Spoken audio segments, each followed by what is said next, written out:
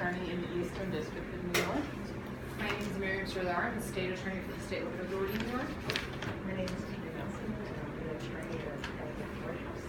My name is David Freeman. I'm a solo practitioner, attorney for an office, and absolutely practice. Good morning, judges. My name is Pamela Mountain, and I plan on attending Northeastern University. My name is Rachel Gonzalez, and I plan on attending UAlbany. My name is Evan Clement. I plan on attending George Washington University.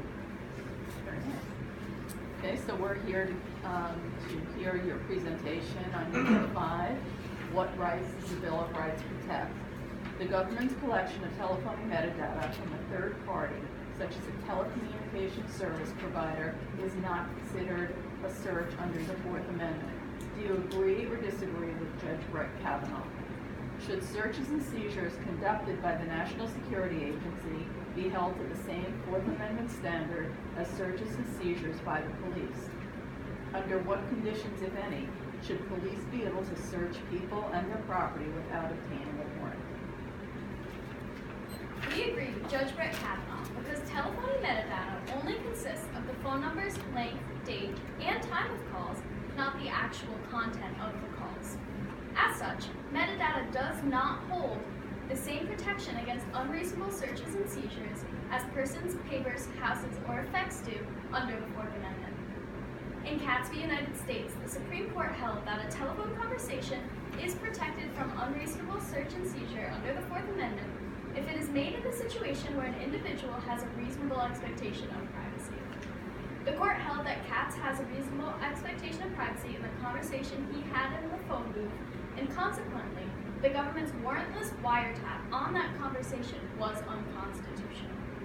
Conversely, an individual has no such expectation of privacy to metadata. With most contracts, the user signs a waiver giving up their rights to the information. In fact, telecommunication companies often use such information to market different phone plans to individuals and to formulate different plans to market nationally. The Supreme Court ruled in United States v. Miller and Smith v. Maryland that people are not entitled to an expectation of privacy in information they voluntarily provide to third parties. This legal proposition, known as the third-party doctrine, gives the government the ability to obtain information about individuals, such as the websites they visit, who they have emailed, or the phone numbers they dial, without a warrant. The NSA, or the National Security Agency, was formed to collect, monitor, and process electronic intelligence in order to secure the safety of the United States and its citizens. However, when trying to secure this safety, it must also not breach the constitutional rights guaranteed to American citizens. The NSA were allowed to have a different and more lenient set of rules than typical law enforcement. Those liberties could be infringed. The searches and seizures conducted by the NSA should be held to the same standards as all law enforcement to maintain the fundamental constitutional principle of rule of law, that the law applies equally to both the rules and the ruler. The NSA often requests warrants from the Federal Intelligence Surveillance Court, which was created pursuant to FISA, the Foreign Intelligence Surveillance Act. This court was made to approve or deny warrants requested by the United States government for surveillance of foreign spies inside of the United States. In regards to large groups of foreign targets, officials are given broad warrants rather than individual warrants. However, with American targets, officials must obtain individual court warrants for each person. Only in emergency circumstances can government officials wiretap without a court order for 7 days. If they prove that intelligence important to the United States national security of the United States may be lost. The Supreme Court has held that there are several conditions under which the police may conduct warrantless searches and seizures of a person or their property. Voluntary, uncoerced consent is the most common warrantless search exception, as upheld in Florida v. Bostic. Consent is implied by those who use airports or border crossings, where searches of a person and their possessions are required to ensure public safety. Searches incident to a lawful arrest, or searches conducted of a person and the area immediately surrounding them, were ruled constitutional in Schmel v. California, as they protect not only the arresting officers, but prevent the destruction of evidence as well. Stop and frisk is another form of warrantless search that the courts have found to be illegal. In Terry v. Ohio, the court ruled that an officer, with a reasonable suspicion that an individual may be armed, may stop and frisk the individual for weapons. The court has also allowed warrantless searches and seizures in hot pursuit situations where police are in hot pursuit of a suspect and witness the suspect enter a building, and emergency situations where there is an immediate issue that must be addressed, such as a bomb threat or a fire, as recently upheld by the court in Kentucky v. King. Courts have held warrantless yet reasonable searches and seizures to be legal in a variety of situations, despite the infringement on an individual's privacy, to protect not only law enforcement, but the public and evidence as well.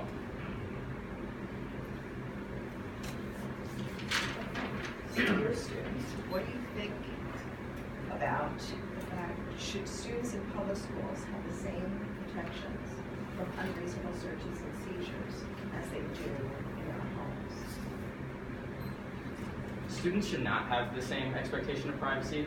The school has a compelling interest in ensuring that sound education is provided. In order to ensure that, they need to ensure that students are not breaking laws, and that's why the court established in TLO v. New Jersey that only a reasonable suspicion is needed to search a child, not a probable cause. Reasonable suspicion is just less than probable cause.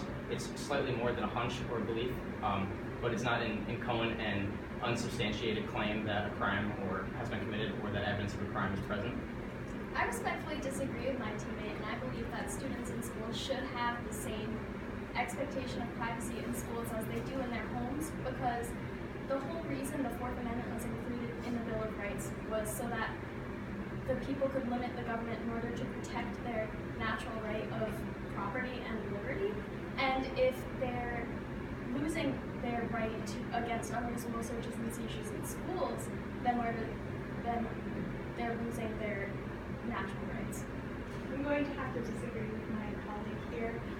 In schools, there's a purpose of education, so students aren't allowed to disrupt that education. So if they're bringing in drugs, there needs to be a way for school officials to be able to quickly and identify the problem and make sure that it's not there anymore.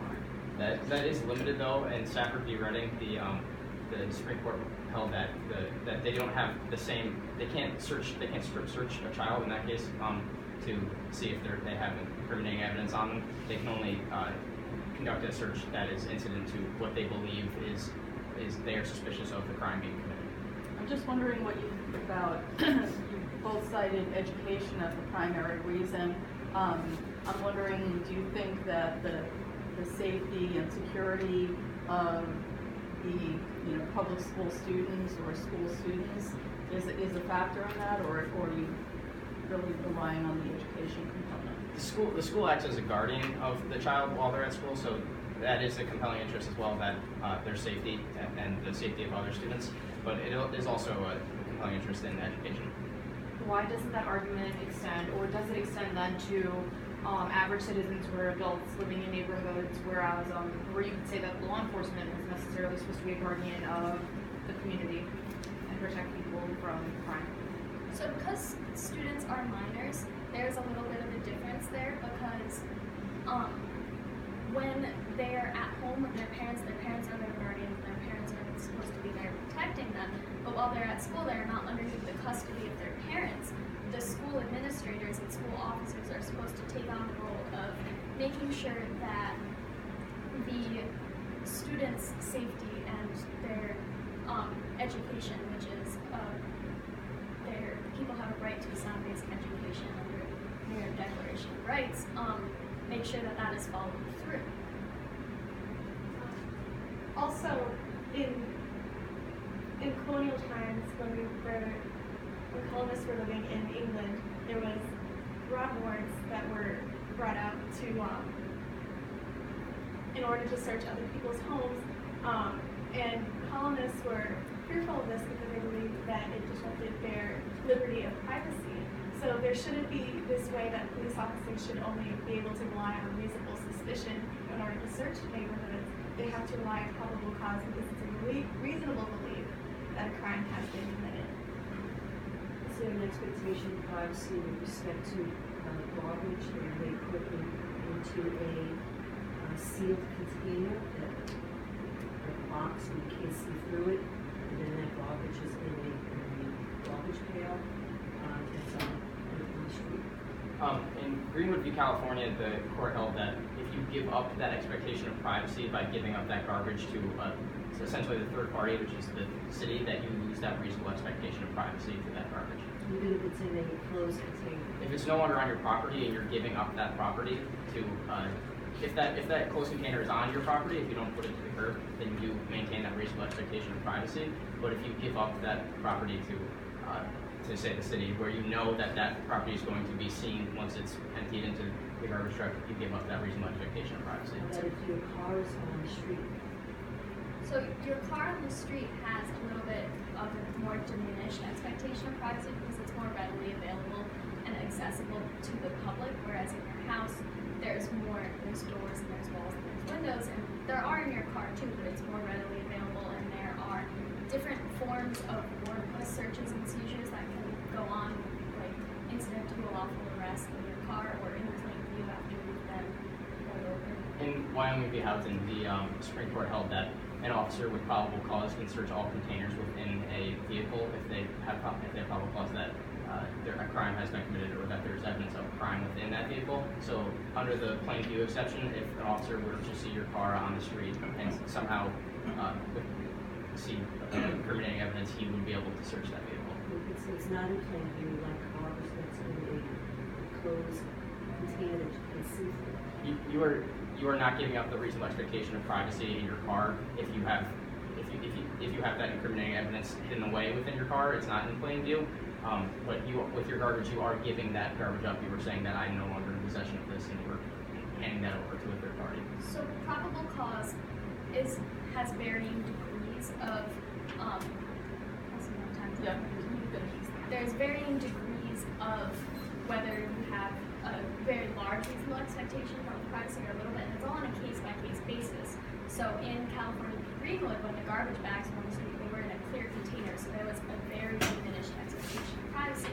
You have more of a diminished expectation of privacy if it's still on your property, but in a closed container.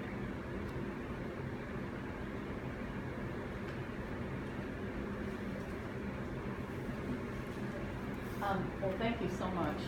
You did a really nice job.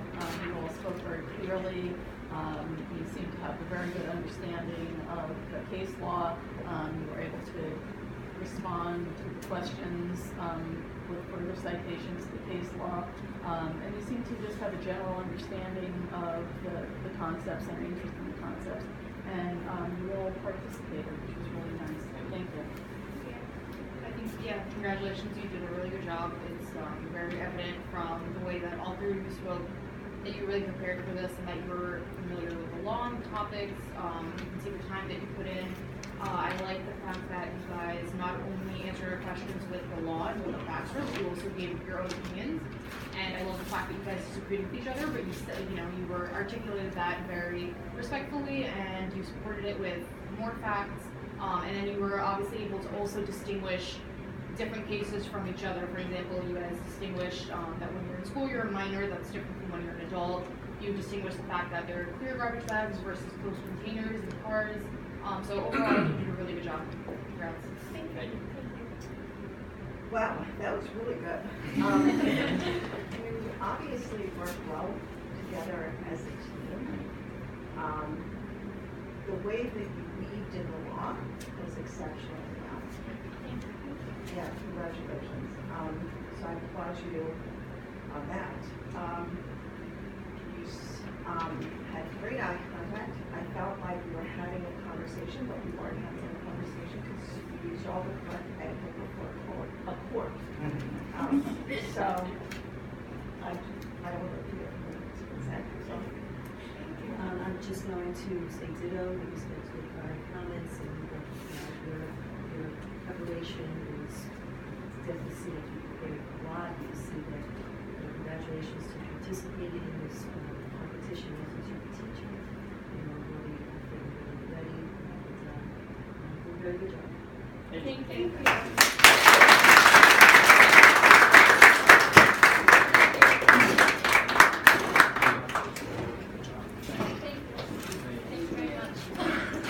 Thank you.